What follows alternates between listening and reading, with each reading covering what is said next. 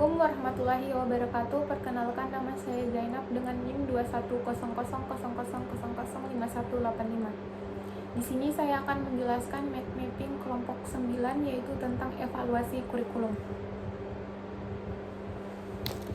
Baiklah, yang pertama saya akan menjelaskan tentang pengertian evaluasi kurikulum. Evaluasi merupakan suatu proses yang direncanakan untuk memperoleh informasi tentang pencapaian suatu tujuan.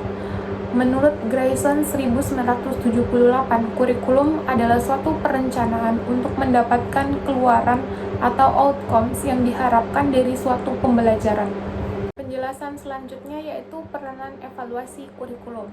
Evaluasi kurikulum memegang peran penting baik dalam penentuan kebijaksanaan pendidikan pada umumnya, maupun dalam pengambilan keputusan dalam kurikulum.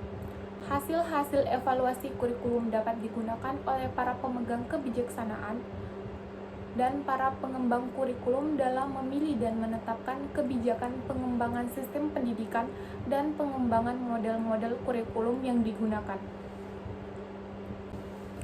Secara umum, langkah-langkah pokok evaluasi pendidikan meliputi 3 kegiatan utama, yaitu persiapan, pelaksanaan, dan pengelolaan hasil.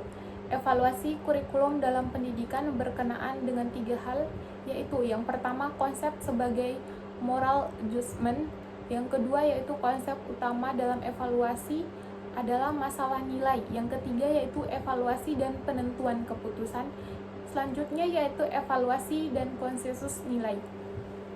Yaitu peranan kurikulum terbagi menjadi 3, yaitu peranan konservatif, yaitu peranan kurikulum dapat dijadikan sebagai sarana untuk mentransmisikan nilai warisan-warisan budaya masa lalu yang dianggap masih relevan dengan masa kini kepada anak didik sebagai generasi penerus. Selanjutnya yaitu peran kreatif. Perkembangan ilmu pengetahuan dan aspek-aspek lainnya senantiasa terjadi setiap saat. Kurikulum melakukan kegiatan kreatif dan konservatif, dalam arti menekan bahwa kurikulum harus dapat mengembangkan sesuatu yang baru. Kurikulum harus dapat membantu setiap peserta didik dalam mengembangkan potensi dirinya. Selanjutnya yaitu peranan kritis dan evaluatif. Peranan ini dilatar belakangi oleh adanya kenyataan bahwa nilai-nilai dan budaya hidup dalam masyarakat senantiasa mengalami perubahan. Setiap pewarisan nilai-nilai budaya masa lalu kepada peserta didik perlu disesuaikan dengan kondisi di masa sekarang. Itu aspek kurikulum yang dinilai. Yang pertama yaitu tujuan umum. Tujuan umum kurikulum berkaitan dengan tren dan kekuatan masyarakat.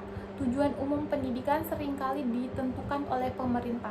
Selanjutnya yaitu tentang perencanaan, karena tujuan pendidikan yang telah dirumuskan perlu dijabarkan ke dalam kegiatan kurikulum yang lebih rinci berupa mata pelajaran, materi tertentu, dan proses pembelajaran. Maka tim pengembang kurikulum mulai membuat suatu pelajaran dengan mengembangkan perangkat pendidikan. Selanjutnya yaitu uji coba dan revisi. Kurikulum bersifat subjektif karena sering dikembangkan dan dilaksanakan setelah komite persiapan kurikulum yang sukses dan persetujuan formal dan administrator pendidikan. Selanjutnya yaitu uji lapangan. Setelah mendapat program yang dapat dinilai cukup stabil melalui uji coba, kini saatnya untuk mengimplementasikan sampel yang lebih luas hingga tercapai kondisi yang mirip dengan kondisi lapangan yang sebenarnya. Selanjutnya yaitu implementasi kurikulum. Pengenalan kurikulum baru harus dibarengi dengan berbagai perubahan lainnya. Sebagai contoh, pelatihan guru, pelatihan in-service dan in-service, metode pengajaran, buku teks, dan materi lainnya. Jika materinya baru, seperti matematika modern, guru perlu ditingkatkan agar dapat menguasai pelajaran dan menerapkan kurikulum baru dan mengajar peserta didik secara tepat dan profesional. Selanjutnya yaitu model-model evaluasi kurikulum. Yang pertama, model penelitian.